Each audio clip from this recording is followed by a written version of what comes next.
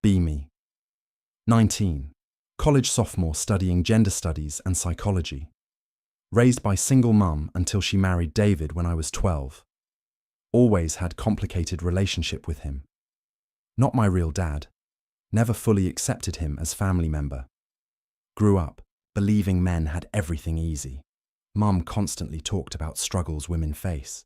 Wage gap, glass ceiling, street harassment, domestic violence. Men just coast through life, getting handed opportunities without effort. David seemed to prove this theory. Good job as accountant, owned house, had steady income. Appeared to have typical easy male life, while mum worked twice as hard for recognition. Never really tried to understand him as person, just saw him as another privileged man who happened to marry my mum. Tuesday evening, freshman year winter break, home from college for holidays. David seems different than usual. More quiet, withdrawn, spending hours alone in basement office. Mum mentions he's been stressed about work lately. New management, increased demands, longer hours. Say it's probably temporary adjustment period. Feel annoyed that he's bringing negative energy to family time. Think he should handle stress better like women do. Wednesday morning, overhear David on phone with his brother. Conversation is tense, emotional. Something about their father's medical bills and family financial responsibilities. Learn David has been sending money to help with his dad's cancer treatment, while also supporting his unemployed brother's family. Never knew about these obligations. Feels slight shift in perspective, but still think men should handle family pressure without it affecting everyone else. Thursday afternoon, David loses his job. Company downsizing due to economic changes. 15 years with same firm. Eliminated overnight with minimal severance package. Watch him tell mum the news. He's trying to stay composed, but can see devastation in his eyes. This isn't just job loss. This is identity crisis for someone who defined himself as provider.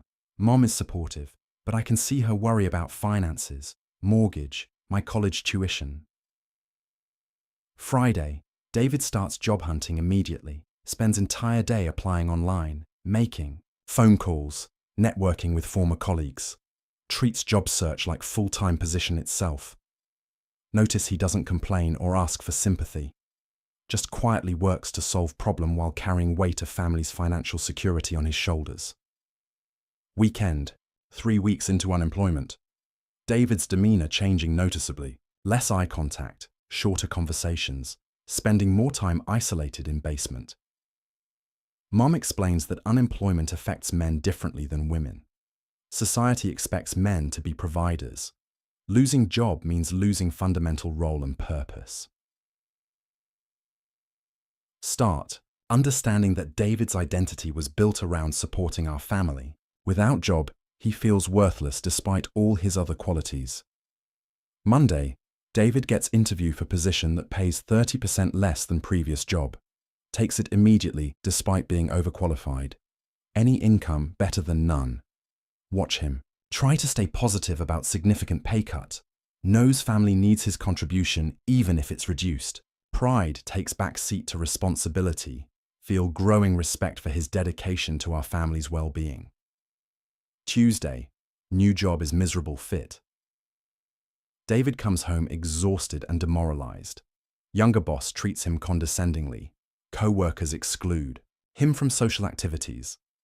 Age discrimination is real but legally difficult to prove. David endures daily humiliation because family depends on his income.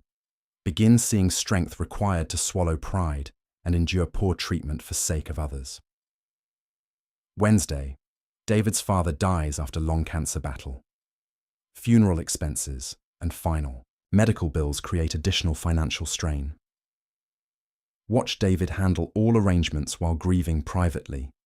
Takes time off work, but doesn't burden family with emotional processing. Carries grief internally.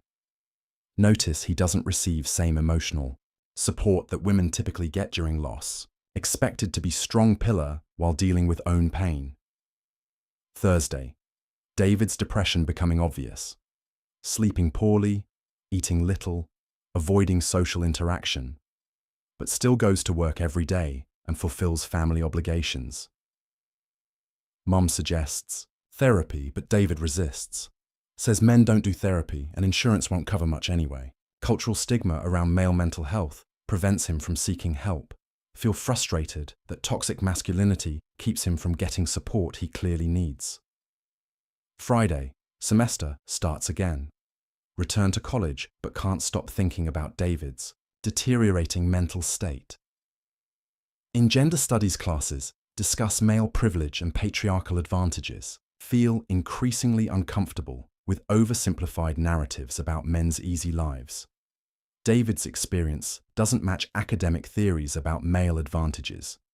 He's struggling deeply while maintaining facade of strength. Saturday, call home to check on family.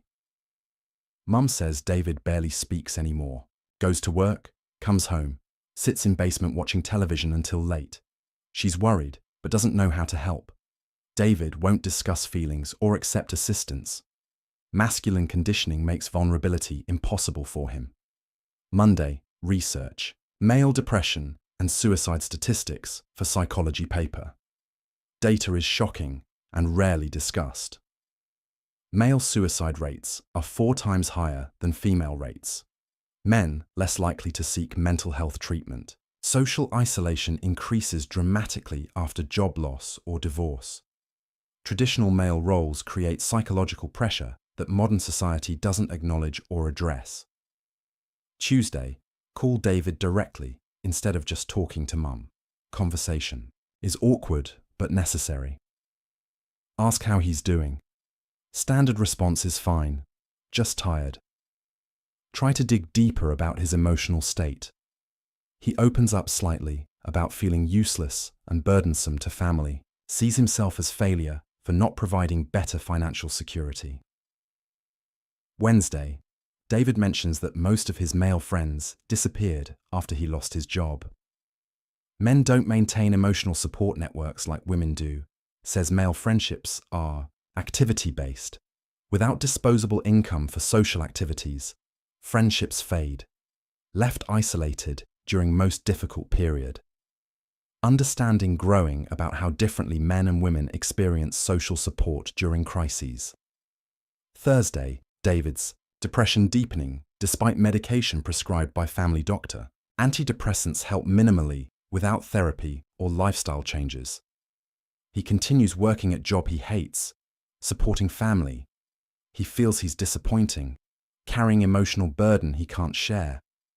Watching strongman slowly dissolve under pressure that society expects him to handle silently. Friday, spring break visit home. David's condition deteriorated significantly. Lost weight, grey complexion, barely participates in family conversations. Mum privately tells me she's scared. David mentioned feeling like family would be better off without him. Classic warning signs of suicidal ideation. Feel panic about losing him, just as I'm beginning to understand and appreciate his sacrifices. Weekend, try engaging David in activities he used to enjoy. Suggest watching sports together, working on house projects, going for drives. He participates half-heartedly, but I can see he appreciates effort. Small moments of connection feel precious given his mental state. Start realizing how much he means to our family despite my previous indifference. Monday, David has panic attack at work. Hospitalized briefly for cardiac evaluation, but tests show anxiety-related symptoms. Forced to take medical leave, which increases his depression about being burden on family. Catch-22 situation where getting help makes him feel worse about himself. Insurance. Coverage for mental health is minimal. Family can't afford extensive therapy or treatment programs. Tuesday, research male-specific depression symptoms and treatment options. Learn that men often express depression through anger, irritability, and withdrawal, rather than traditional sadness. David's behavior matches male depression patterns perfectly, but wasn't recognized early because symptoms differ from female presentations. Mental health system designed around female depression experiences often misses male suffering. Wednesday, family meeting about David's mental health crisis. Mom and I agree to be more direct about getting him professional help. David initially resists, but eventually agrees to therapy when framed as helping family function better rather than fixing his personal problems. Male psychology often requires external motivation when internal motivation is depleted by depression. Thursday, David starts therapy with counselor who specializes in male mental health issues. Sessions focus on redefining masculine identity beyond provider role. Slow progress, but therapist explains that men typically take longer to open up emotionally due to lifetime conditioning against vulnerability. Friday, therapist recommends support group for unemployed men over 40. David extremely reluctant, but agrees to try one meeting. Returns with slight improvement in mood. Says hearing other men's similar struggles made him feel less alone and abnormal. Male peer support can be powerful when it happens, but requires overcoming cultural barriers to emotional sharing. Weekend, David tells me about his childhood and family expectations, raised to believe men must be strong, successful providers without emotional needs. Never learned healthy ways to process failure, disappointment, or grief. Emotional expression was discouraged as weakness throughout development. Understanding, growing about how traditional masculinity creates psychological vulnerabilities rather than strengths. Monday, David finds new job with better pay and respectful work environment. His mood improves significantly with restoration of provider role and professional dignity. But underlying depression remains because core issues around masculine identity and emotional expression haven't been fully addressed. Job success provides temporary relief but doesn't solve deeper psychological patterns. Tuesday semester end. Write final paper on male mental health crisis for gender studies course. Professor is resistant to topic, suggests focusing on women's mental health instead. Says male problems are less pressing given historical advantages. Feel frustrated by academic reluctance to examine male suffering with same depth applied to female issues. Wednesday, defend paper. Arguing that understanding male mental health is crucial for gender equality. Explain that David's experience taught me that privilege doesn't protect against psychological suffering. Social expectations can create mental health burdens regardless of other advantages. Mixed reception from classmates. Some appreciate new perspective while others resist acknowledging male vulnerability. Thursday, David's therapy continues with gradual improvement, learning to express emotions appropriately and redefine masculinity beyond traditional provider role. Support group becomes important source of connection with other men facing similar challenges. Male friendship deepening beyond surface level activities. Family relationships improving as David becomes more emotionally available and less internally focused. Friday, summer break. David and I have honest conversation about our relationship and his mental health journey. Apologize for years of dismissing him as privileged man without understanding his internal struggles and family pressures. He forgives easily and explains that men are conditioned not to expect emotional understanding, surprised by my interest in his experiences. Weekend, reflect on how David's depression changed my understanding of gender dynamics and male experience. Realize that social advantages don't prevent psychological suffering. Men face unique mental health challenges due to cultural expectations around strength and emotional suppression. Traditional masculinity creates vulnerabilities that feminist theory often overlooks in focus on male privilege. Monday, junior year begins. Changed major to add counseling psychology alongside gender studies. Want to work with male mental health issues professionally. Feel called to help other men like David who suffer silently due to cultural conditioning against emotional expression and help seeking. Academic feminism often ignores male psychological needs, but real equality requires addressing everyone's mental health challenges. Tuesday, Research career paths in male-focused mental health counseling. Field is underserved due to combination of male reluctance to seek help and female-dominated therapy profession. Men often respond better to male therapists who understand masculine psychology and cultural pressures firsthand. Wednesday, David celebrates 1 year at new job and 6 months of consistent therapy. His depression is managed, but requires ongoing attention. Family relationships are stronger than ever. He's more emotionally present while maintaining his natural tendency toward quiet strength. Learning that mental health recovery is an ongoing process rather than destination.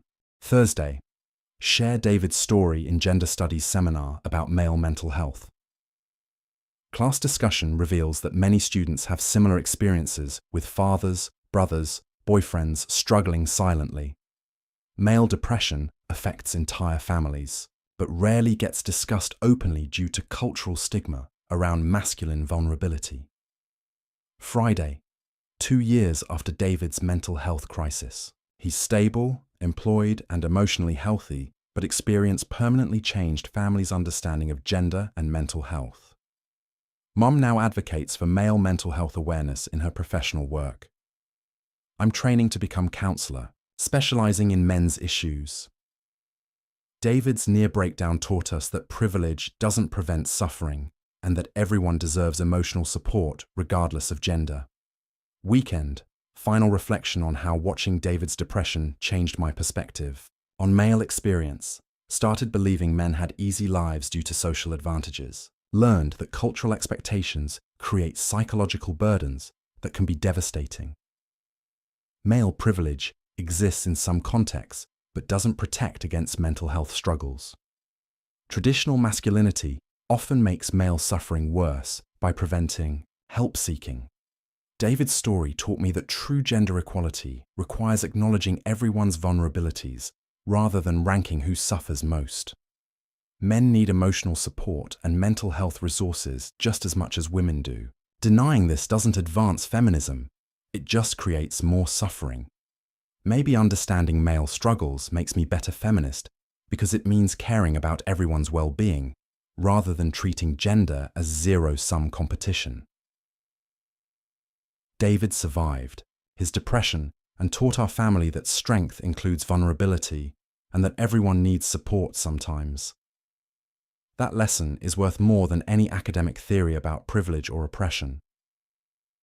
Sometimes the most important education happens at home.